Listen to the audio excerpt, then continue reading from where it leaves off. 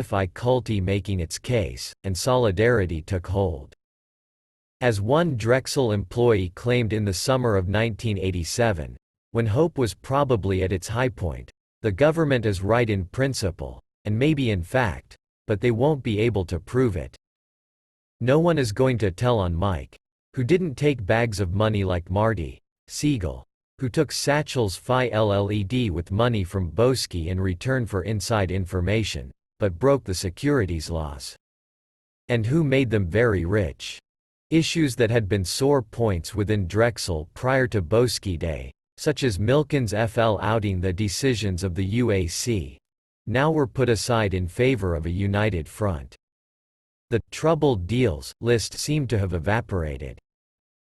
In a New York Times article by James Sterngold in November 1987, Joseph insisted that Milken had lost arguments before the UAC.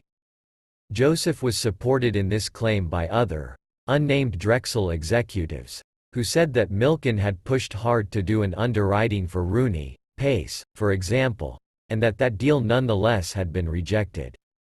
True enough.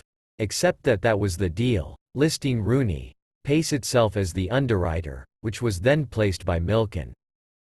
The judgment of the UAC was vindicated, moreover, inasmuch as within 1 year of that offering Rooney, Pace was all but broke and it had defaulted on the second interest payment on the bonds. In its now fully engaged struggle for survival, an attitude had evolved at Drexel which might win the day, or at least mitigate defeat, if successfully imparted by its defense lawyers to a jury. It could be summed up with this statement: a 13D violation isn't murder. Translated into strategy, it meant attempting to fragment any pattern of conduct, isolating its particulars, an alleged 13D violation here, a claimed parking violation there, and then minimizing their significance. Indeed, if seen separately, Milken's actions could be effectively trivialized. Assume, for the moment, that the following were true: the mass distribution of privately placed bonds, Milken's buying bonds and alerting favored customers, such as Tom Spiegel, Fred Carr and Jay Regan, to do so before an announcement of an exchange offer, such as in the Caesars World issue. The failure to disclose, except to some favored investors, who may then have bought the stock, that the Pantry Pride blind pool was actually intended for the acquisition of Revlon, an undisclosed arrangement with Boesky and Fischbach, and an undisclosed arrangement with Saul Steinberg and Wicks. Any one of the above, by itself, might seem an offense which, if proven, could be plea bargained away without severe sanction. But seen in concert, and in concert as how they must be seen if any true sense of Milken's machine is to be grasped, these individual acts take on different dimensions. Their gravity becomes inescapable. Indeed, it seems plain to this writer that if the above or some similar assortment of Milken's and, by extension, Drexel's actions are not worth prosecuting, then the securities laws were not worth passing. Assuming these actions occurred, it is difficult for this writer to imagine a manipulation of the securities markets that is more broad, more powerful or more frightening. What Drexel could be banking on, of course, was that the fully integrated, multidimensional picture would remain forever shrouded in Milken's legendary secrecy, and that those bits and pieces that did emerge could be kept separate and trivialized. As 1987 drew to a close, however, despite the FIRM's united, defiant front, the hope of the summer that indictments might not come had ebbed away. Morale, again, was sagging. Reserves of at least $500 million had been set aside in expectation of a civil fine that the firm would have to pay, according to several sources close to Drexel. And the future of Drexel as envisioned by some had begun to bear a grim resemblance to its distant past. "Drexel is dead," commented one banker in the firm. "Not in the short term, and I don't mean literally dead. But Drexel as we have known it is gone. Even if we win at trial, our reputation, already so tarnished, will be so much more tarnished that it will hardly matter. We won't be doing the big deals anymore. We won't be making the same money. And the good people, little by little, will leave, because if you're not going to make that kind of money anymore, why not at least be at a firm with a good reputation, where you can be involved in big deals?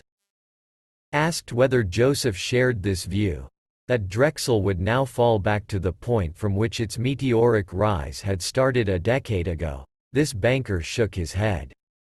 Fred is still Phi GHTING, he said. And Milken was in the vanguard of that Phi GHT. By the summer of '87, off-ice seals at Drexel had apparently decided that as a countervailing weight to Milken's violations on the scales of justice there should be Milken himself. He had long been the Phi RM's single greatest asset. He had briefly been perceived as its single greatest liability. But wasn't he still the best thing Drexel had? Shouldn't they play from their strength, however odd? Lawyers for Drexel started referring to him as a national treasure. Before the start of the government investigation, some of Milken's admirers had spoken wistfully of harnessing his energy to the federal government. They pictured him, for example, as the Secretary of the Treasury, his obsession with increasing his fortune and his influence over corporate destinies in this country replaced by an obsession with the budget deficit, the trade deficit, Latin American debt. The idea of Milken in the cabinet would remain sheer fantasy, but Milken's lawyers needed to convince the government that he was a human being so visionary, and so willing to serve in a private capacity, that he was simply not expendable. At about the same time that his lawyers began referring to Milken as a national treasure, Milken had let it be known that he would be devoting up to 25% of his time to the Latin American debt crisis. He made trips to Mexico to discuss international debt with President Miguel de la Madrid. This was not a new project at Drexel. A Latin American debt team from Citibank, headed by Gerald Finneran, had been hired in 1985, but it was certainly being given new emphasis. In October '87, Drexel announced that the DBL Americas Development Association had been capitalized with $170 million of equity, raised from 40 U.S. corporations. Its aim was to invest principally in equity and convertible debt securities of Latin American businesses.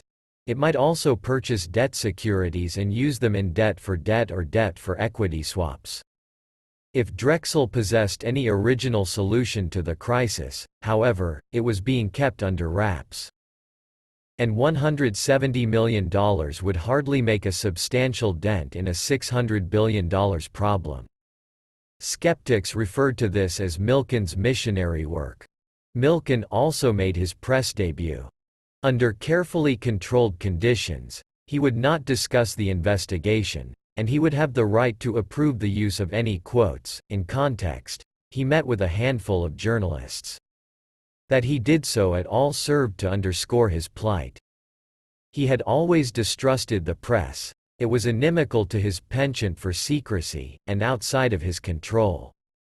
Happily for him, considering that distrust, he had not needed it for his business. As he used to say to Steve Wynn, "You can't make a dime off publicity." In the early days, his investors had been glad that Milken and his arcane bonds kept a low Professor Ila, the better for the spread. Once Drexel entered the spotlight as the backer of the junk bond takeover and needed a spokesman, Fred Joseph had assumed the role. But now the mystique that had long surrounded the cloistered Milken was suggestive of secret, illicit dealings. He had to come into the light. Moreover, it was hoped that as a national treasure, personally revealed for the Phi RST time, Milken might be Drexel's hidden ace. That was unlikely. Years of reclusiveness coupled with Milken's extraordinary feats had engendered a legend that was larger than the man. He had been widely portrayed as a profoundly enigmatic and mesmerizing figure who caused even non-believers to fall under his spell. In a long interview and subsequent conversations with this reporter in late '87, however, Milken was deeply knowledgeable about his 20-year obsession but not spellbinding, and more transparent than enigmatic. If Drexel off-ice seals were hoping for magic as Milken went public, he would disappoint them. Milken speaks often about the importance of remembering one's roots. He certainly has done so. He married his high school sweetheart. He left New York for California when it was unthinkable that someone who aspired to success on Wall Street should do so. He moved back to his old neighborhood in the unfashionable San Fernando Valley, where he remained after accumulating his hundreds of millions of dollars. He brought his brother and high school friends into his group. Unlike some powerful individuals who assiduously remold themselves in the course of their ascent, Milken made no such effort. Perhaps as a consequence of that, one can still see vestiges today of the oddness that always set him apart, making him slightly misfitted for any group but the one he eventually created.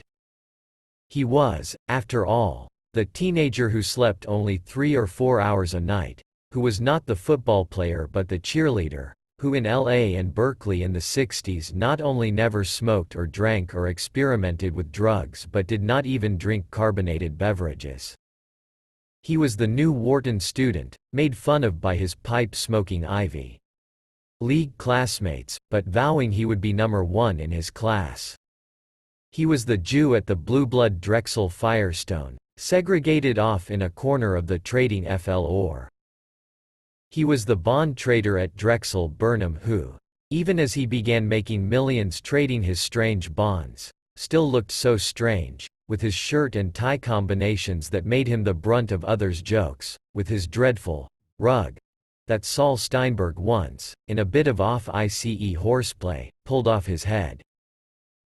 He was the Drexel junk bond trader from California, no less, who, when he asserted to a roomful of investment bankers and lawyers in '83 that he could raise $4-5 billion for Boone Pickens' Mesa Gulf bid, which Pickens was having trouble financing, was greeted by snickers from the men from Cravath, Swain and Moore, and Lehman Brothers, the aristocrats of the street. Milken must have been determined from his youth to show the world just how smart he was, and to make wealth his measure.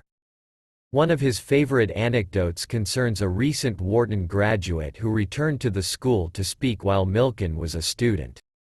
The graduate had blue-blood credentials. He had attended a prestigious prep school and an Ivy League college. He was 29 years old, and he told the assembled group of students he was worth $30 million. Milken was impressed. But what emerged a little later, the punchline that so delighted Milken, was that the young multimillionaire had inherited $50 million when he was 25.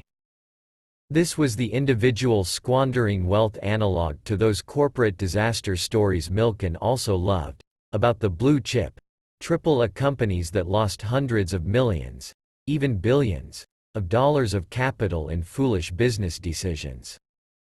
The moral, of course, was that however impressive appearances might be, it was not birth, not a prestige education, and not inherited wealth that counted at the continuing, year-after-year bottom line, but performance. Nothing else. Milken resolved to outperform them all. And for him, high-yielding bonds were a custom-made vehicle.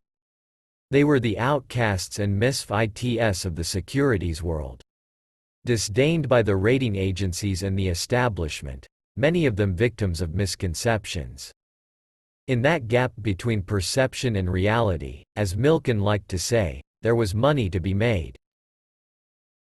Later, when he began to underwrite them, and when they were eventually used by his chosen, the outsiders of American business life, to challenge the corporate giants, his operation of course metamorphosed into something far larger and more powerful than even the far-sighted Milken could have dreamed when he first started trading these contemned bonds at Drexel Firestone in 1970.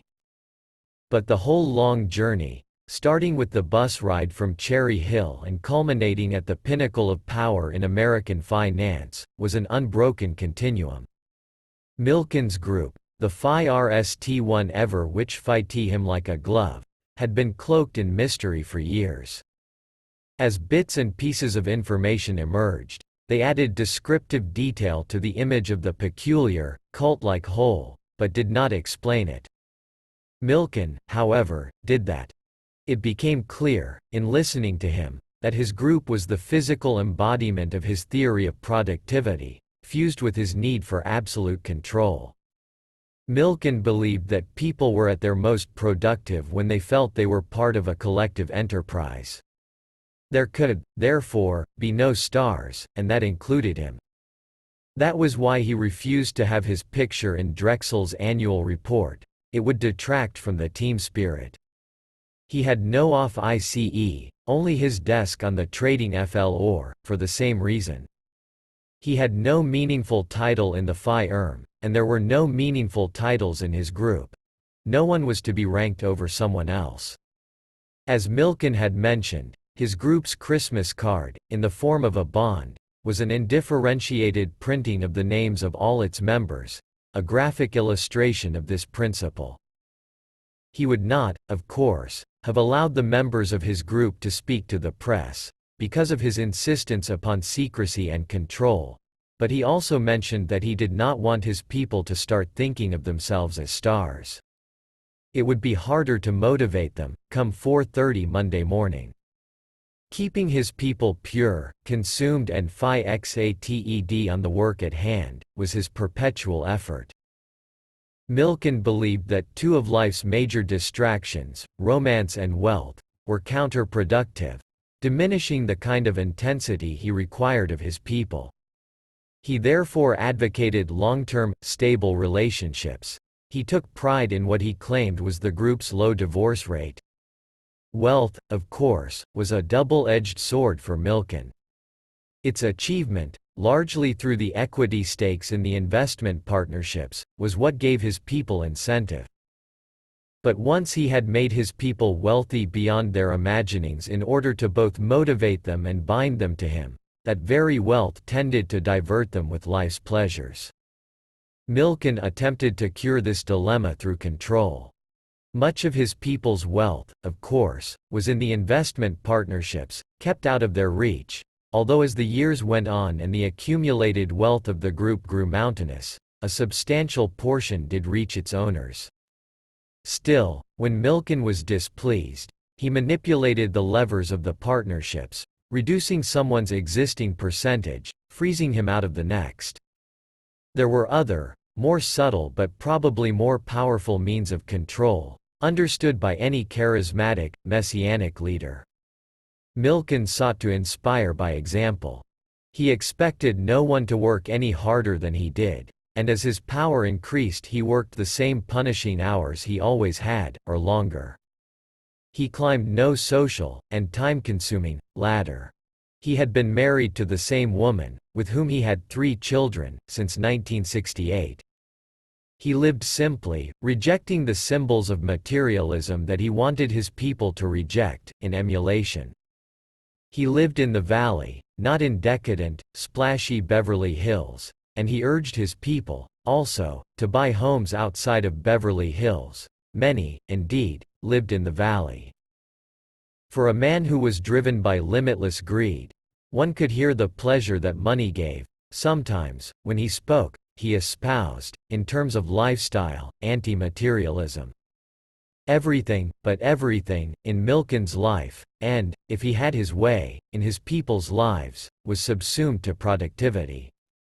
Milken meant to inspire so that his people would feel like cathedral builders, not bricklayers, and he did so.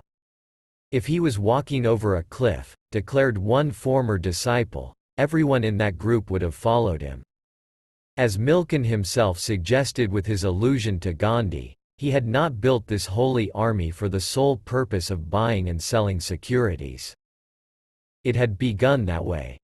But by the late 70s, when Milken was providing capital to an underclass of corporate America that had not been able to obtain it before, he had started to envision his larger purpose. That was also when he moved back to California and began building his cadre in earnest. One of its former members recounted that in 1979 he had read a thriller, The Matarese Circle, by Robert Ludlum, whose plot revolves around a worldwide terrorist conspiracy orchestrated and financed through the largest multinational corporations. The goal of the Matarese fanatics, who are so imbued with their cause that they willingly sacrifice themselves, is to plunge the established world powers into chaos and then impose their own new order, in which all power will be held by the Matarese through the corporations they control. The conspiracy's mastermind is a brilliant, megalomaniac Naif. Once a Corsican shepherd boy, he has built an inestimable fortune and is so consumed by his vision of world control that he bends everything in life to its shape. My nickname for Michael was, the Shep, commented this former disciple. A few other people in the group read it, and they saw it, too. The incredible thing was, that was 1979, and then, over the next 5 or 6 years, we watched it happen. The comparison to the murderous shepherd boy, of course, is not meant to be taken literally. But the parallel that struck this former member of Milken's group lay in the force of the obsession, the megalomania, the conviction of a cause so just that the end justified the means, and, finally, the conceptualization of the corporate vehicle as a means of extending control nationwide, and then worldwide. The Michael Milken interviewed by this reporter displayed no hint of such rapacity. Though naturally intense, he seemed to strive for a casual manner. He was painstakingly modest, praising the achievements of others at Drexel, repeatedly attempting to shift the focus from himself. He refused to criticize rivals at other investment banking firms, though he was well aware that many of them show no such restraint about him and Drexel. He spoke repeatedly of his pride in having financed companies which had been small, or in dire financial straits, when he first underwrote their bonds, and which had grown and prospered, not via acquisition. He described Drexel's paradigmatic trait as an eagerness to help. He pointedly mentioned his being around to help in the hard times that would come in the future, as he has been in earlier hard times. The problem with all this was its utter transparency. Milken, the world's greatest bond salesman, was now attempting to sell himself, as a low-key, humble, beneficent public servant type, who makes more money than other public servants because he does his version in the private sector. I welcome competition, insisted the individual whose hallmark since the 70s had been his relentless craving for 100% market share, who for years when competition arose would try to either crush it or buy it. What this sales pitch showed, more than anything else, was Milken's shockingly poor judgment about himself in relation to others, to the wider world. A world that is not conference Ned, as his has been for so long, to his beloved bonds. Nearly 2 years earlier, when he was approached by this reporter after the speech he gave to the money managers in Boston, and was asked for his cooperation with this book, Milken replied that he had heard about the book from Fred Joseph. He asked a few questions about its genesis and its aims and then declared, "I do not want it to be done." When he was told that it was already in progress, he reiterated that he did not want it done. He seemed surprised, almost, by the assurance that it would be done. Then he said, "I was saying to Fred, why don't we pay you the commitment fee that your publisher would have paid you, except we'll pay it to you to not write the book?" Or, he went on, as though he had not heard the response, "Why don't we pay you for all the copies you would have sold if you had written it?" That was in February 1986. That was Milken in his prime, at the very apex of his power. Assuming that in the wider world, as in trading, a price exists at which any transaction can be done, comfortable that the end justifies the means. Determined that nothing which he did not control should come close to him.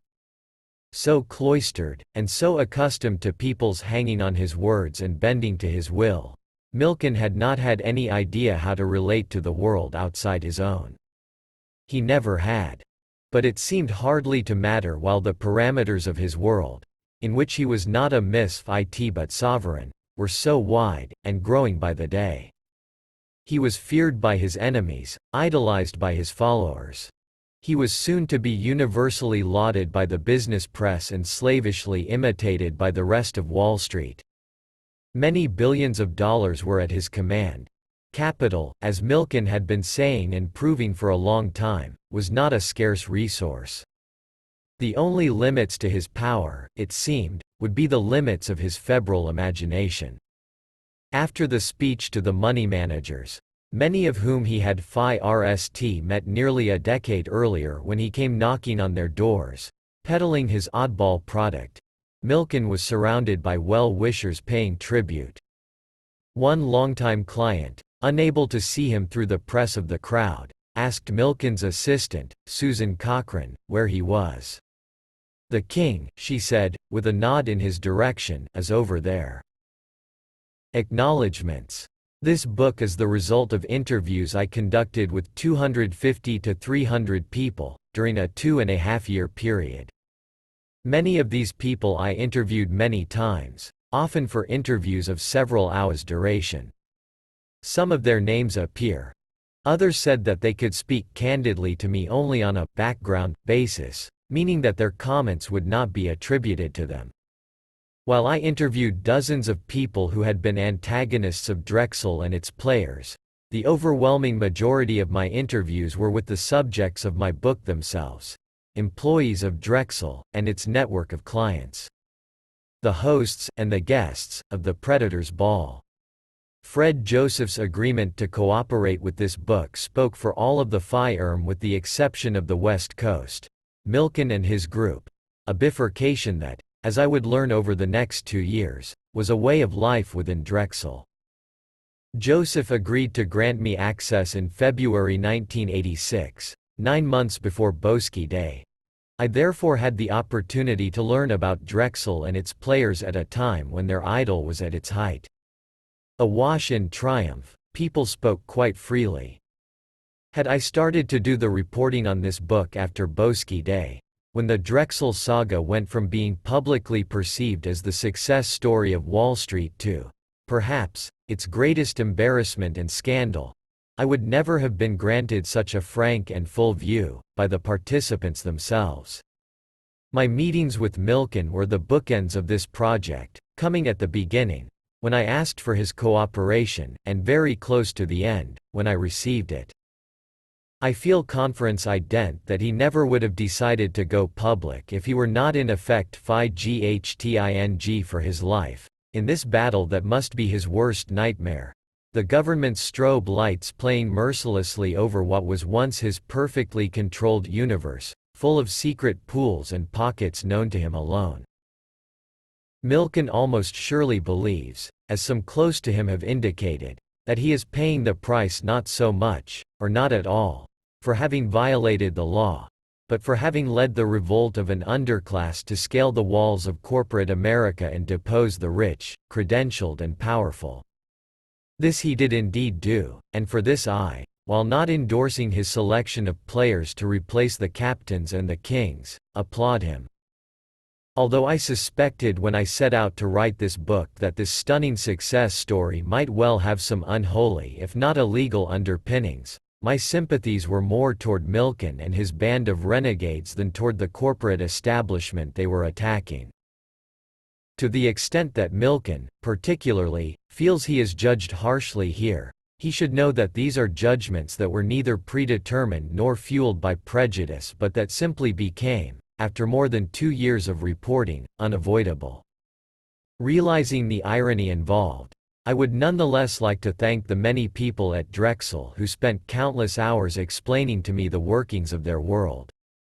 The firm is of course Phi LLED with honest, very bright, hard-working people.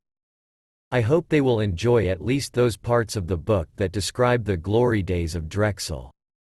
Drexel has been a much-covered story over the past couple of years, and articles by other reporters helped me in writing this book. Among them were pieces by James Stewart and Daniel Hertzberg in the Wall Street Journal, Chris Wells and Tony Bianco in Businessweek, Alan Sloan and Howard Rudnitsky in Forbes, James Sterngold in The New York Times, and Carrie Reich in Institutional Investor. One researcher, Natalie Byfield, assisted me in the early days of this project, and she was followed by Todd Woody, who assisted me over the longer haul. I am grateful to both of them. My fact-checker, Karen Dillon, was superb, with a spirit and determination that kept going when mine started to flag. Her services were lent to me by The American Lawyer, whose editor and publisher, Stephen Brill, has provided me with unstinting and vital support from the first moment of this undertaking to its last. His 1985 piece in The American Lawyer about Icon's raid on Phillips Petroleum, entitled The Roaring '80s, provided the initial inspiration for this book. I owe him a considerable debt of gratitude. I want to thank my editor at Simon & Schuster, Alice Mayhew, whose legendary abilities I can now attest are real. I am fortunate indeed to have had the benefit of them. I also want to express my gratitude to her assistant, David Shipley, and to Elizabeth McNamara, Associate Counsel at Simon & Schuster, whose sound judgment was a great asset in the closing days of this book. Finally, I want to thank my friend Deirdre Fanning, who provided a tireless and excellent sounding board. My mother and father, both of whom have never doubted for a moment that I could do anything, and always have tried to make it possible for me to do everything. My brother, David, for his continual generosity. And my son, who, through years of enduring either uncooked or burned dinners, fights of temper and general abstractedness, has displayed the patience, cheer and relentless humor that have made my life bright. Connie Bruck. February 1988. We hope you enjoyed reading this Simon & Schuster ebook. Join our mailing list and get updates on new releases, deals, bonus content and other great books from Simon & Schuster. Click here to sign up or visit us online to sign up at eBook News. SimonandSchuster.com. Index. Abecassis, Paul, 202, 218, 223, 235–236. AB Electrolux, 155. ACF, 19, 161, 163–64, 169, 173, 185, 186, 190–91. ACI, American Communications Industries, 73–74, 76, 306. Ackerman, Peter, 83–84, 108, 288, 306. Adams, Joseph, 179. Adler and Shakin, 219, 221, 234, 235. Air Fund, 101–2, 106, 131, 168, 344. See also, Hiley Conference Ident, Letter Airline Business, Problems of, 171, 172. Albright, Archibald, 31. Alexander, Norman, 285–86. Allen, Herbert, 111. Allen and Company, 65, 111, 249. Alliance for Capital Access, 259. Altman, Edward, 268. American Can Company, 18, 135, 141, 142, 147, 161. American Communications Industries, ACI, 73–74, 76, 306. American Financial Corporation, 35, 36, 38, 83, 93, 290. National Condil End, 124, 131, 132. American General Capital Management, 55–56, 277. American Home Products, 219. American Metal Climax, 272. American National Can, 147. American Natural Resources Company, ANR, 13. 107, 131, 204. Amir, Paul, 115, 116. Anaconda Copper Company, 97. Anchor Hawking, 161. Anderson, G. Christian, 46, 245–46, 249, 264. IBG End, 338–40. Animal Metaphors and Imagery, 64. Animal Metaphors and Imagery, 64. Annuities, Single Premium Deferred, SPDA, 90.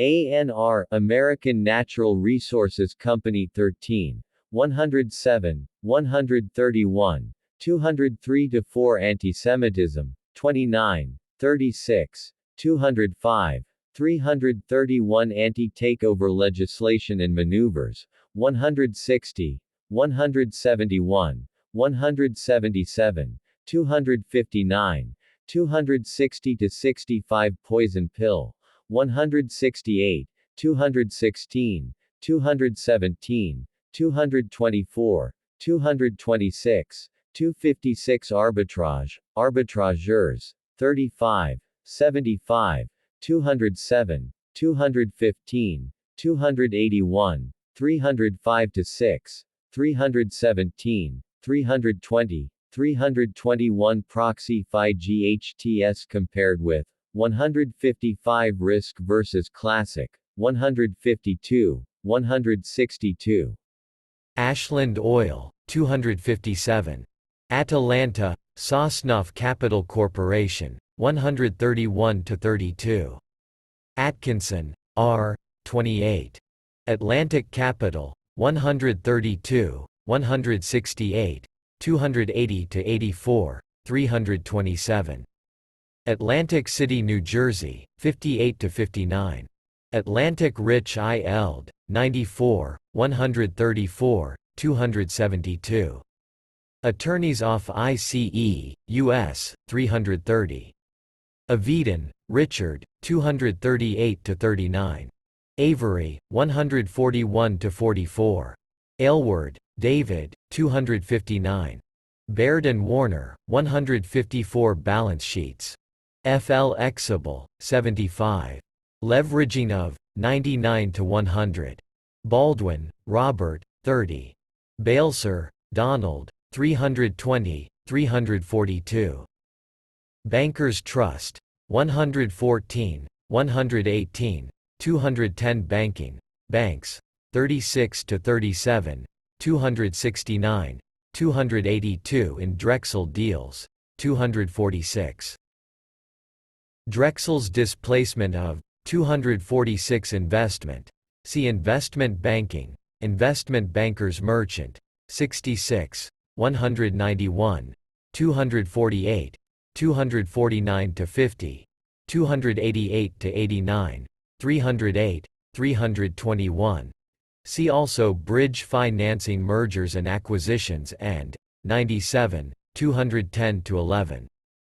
Revlon Battle End, 210–11. Bankruptcies, 33–34, 64, 74, 112, 128, 182, 287. Chapter 11, 18, 111, 124, 139, 193, 292, 293 of LTV Corporation, 268–69. Banner Industries, 144, 305.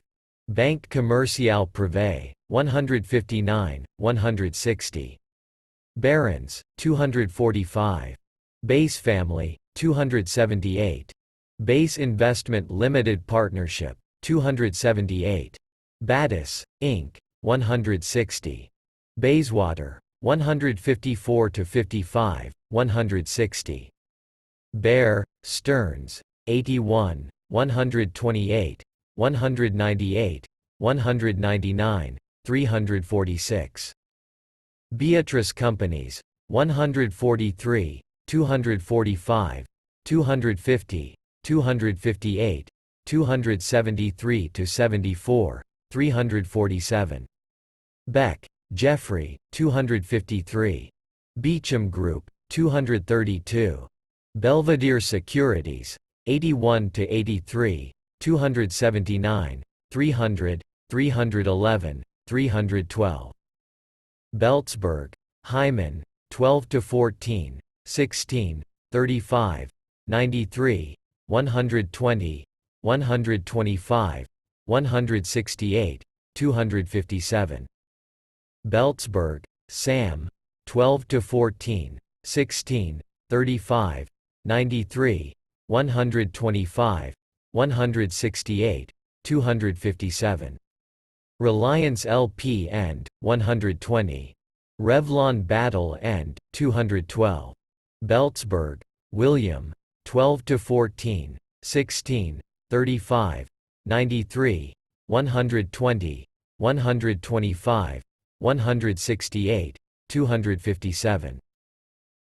Bergerac, Michel, 193–97, 203, 207, 213, 219–22, 224, 227–30, 239 defense moves of 210, 211, 216 financial settlement of 232 gloomy predictions of 235.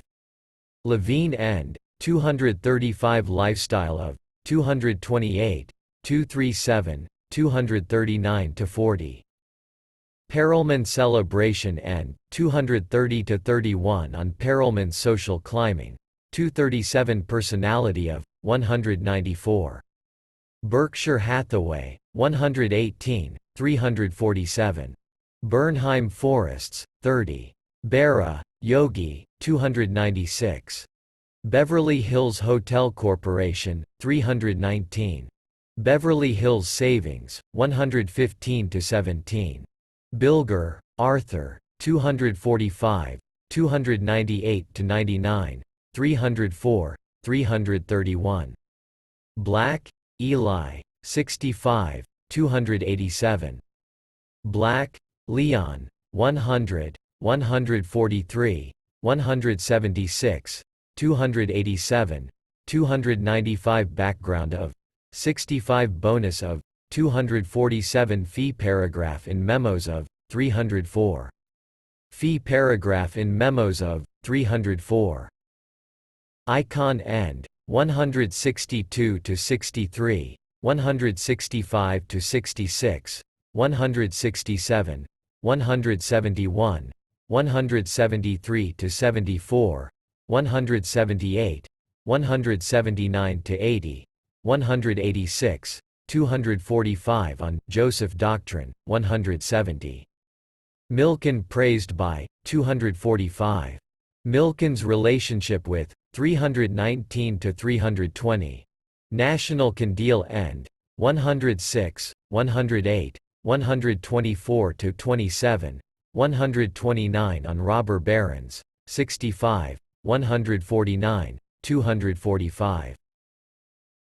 TWA Deal End, 171, 173–74, 176–180 Blind Pools, 18, 117, 132, 141, 180, 212, 213, 277, 282, 295, 305, 352.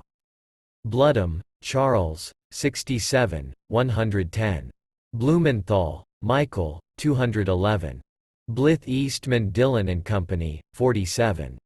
Boesky, Ivan, 10, 35, 118, 164, 190, 305–6 at Predators Ball, 1985, 14, 16–17.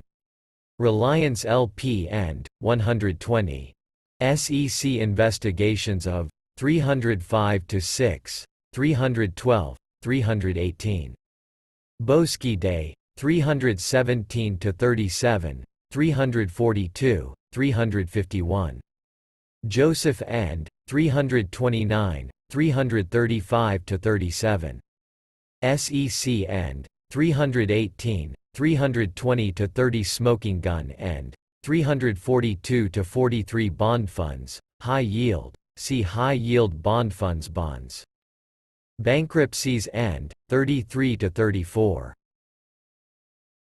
Chinese paper 27, 38, 44, 75, 120. Commodity related 71 to 72. Convertible debt 27, 28, 38, 69, 152, 269. Coupon on 73, 82. Deductibility of interest on 37. Deep discount. Fallen Angels 27, 38, 44, 119, 346. Discount trading of 27, 289. Downgrading of 27. Face par value of 27, 93. High coupon, high premium 71. Junk. See junk bonds, junk bond takeovers. Penn Central 34, 112. People Express 249, 287. Prices of interest rates and 70. Prices of interest rates and 70. Rating of 27, 32. Reckless use of 37 to 38. Shorted 52. Straight debt 27, 28. Swapping of 289. AAA 27, 32, 243. U.S. Treasury, see Treasury bonds, U.S. with warrants 69, 71, 73 to 74, 114 to 15, 120, 289. Boylan, Michael, 244 to 45. Bracketing 30. Bradford, Michael, 264 to 65. Bradley, Bill, 258. Brandt, Peter, 190. Brazil, 197. Brenner, Howard, 331. Bridge Club, the 250. Bridge Financing 165, 248, 249 to 51, 345 to 46. See also commitment letters and fees. Bright Star 305. Brown, David, 178, 180, 318. Brown Forman Distillers Corporation 256. Brownstein, Andrew, 211, 216, 217. Brumberger, Alan, 109, 132 to 33, 341. Buffett, Warren, 118. Buford, Anthony Jr., 24 to 25. Bungalow 8, Beverly Hills Hotel, 15, 17, 135, 141, 183, 340. Burnham, I.W., 2, Tubby, 29 to 32, 42, 48, 57, 259, 302 to 3. Boesky Day End, 330 to 31. Milken End, 31 to 32, 34 to 35, 50, 51 to 52, 69. Public Company Debate End, 69. Win End, 59. Burnham and Company, 29 to 31, 42, 43, 51 as Jewish Phi Erm, 31. Burnout, 252 to 53. Burroughs, 258. Business Week, 66, 92, 120, 138 to 41, 145, 151, 186, 254, 268, 270, 290, 335. Buyback at a premium, Bon Voyage bonus, 156. Icons Congressional testimony on, 162. See also Greenmail. Caesar's World. 308–12, 328, 352.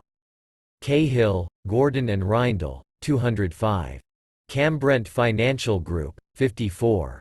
Cameron, Dort, 3, 83–84, 182, 278. Connella, John, 172–73. Canterbury Group, 81. Capital Cities, ABC, 145. Carlyle Associates, 81. Carr, Fred, 89–90, 93, 119, 182, 270, 276, 280, 311–12, 322. Market competition encouraged by, 287. National Can Deal End, 124, 132, 134. Revlon Battle End, 212. Carter Hawley Hale, 160, Cash Cow, Strategy, 262. Cash FL 171, 172, 199. Def I Ned, 112–13. Cashin, Richard, 289. Causey, Charles, 35, 83–84, 253. Kaywood, James, 12, 55, 60, 277, 287. Kaywood Christian Capital Management, 12, 277. CBS, 217. Cell Products, 116–17. Central Jersey Industries, CJI, 141, 144. Centronics Data Computer Corporation, 339. Certif I Cates of Deposit, 91. Chanticleer Investors, Limited, 81. Chapman, Alger, Duke, 41. Chapter 11 Bankruptcy, 18, 111, 124, 139, 193, 292, 293. Charles of the Ritz, 234. Chasen's, Beverly Hills, Dinners at, 14–15, 183, 260, 341. Chemical Bank, 36–37, 210–11. Chicago Board Options Exchange, 152, 160, 300. Chinese Paper, 27, 38, 44, 75, 120. Chinese Wall, 306–8. Churchill, Winston, 258. Cinerama, 199–200. Circus, 60. Citibank, 210, 277, 289. Citicorp, 136, 289. Clarendon, 281–84. Clark, Douglas, 26. Clark Gable Estates, 53–54. Clayton and Dubelier, 99, 142. Clore, Allen, 159, 196. CNA, Insurance Company, 35, 83. Coastal Corporation, 13–14, 107, 127, 130, 131, 203–4, 208. Cochrane, Susan, 359. Coffee Mat, 110–12. Kogan, Marshall, 79. Kogut, Craig, 54. Cohen, Claudia, 198, 218, 236. Cohen, Lori, 348. Cohen Haddif I. Eld Industries, 198, 238. Cohn, Roy, 201. Coleman, Bertram, 25. Collins and Aikman Corporation, 295. Columbia Pictures, 111. Columbia Savings and Loan, 89, 91–94, 132, 167, 182, 272, 291, 311 in Milken's Money Machine, 276–277 Political contributions of 259, 260. Comdisco, 347 Commissions and fees, 286 FIXED. End of 63 for underwriting, 46, 47, 66, 74, 300, 304 Commitment letters and fees, 107, 129, 134, 165–66, 181 Commodity-related bonds, 71–72. Compact video, 305. Company Bruxelles Lambert, 48–49, 62 Competition, 291, 296. Junk bonds and 47–48, 71, 209, 248–51, 287. Milken's views on 249, 358 takeovers effects on 262, 263. Conan, Joan, 278. Concordia, 333. Congress, U.S., 34, 91, 162, 166, 167, 172, 203–7, 259–63. Law's testimony to 262–63. Lipton's testimony for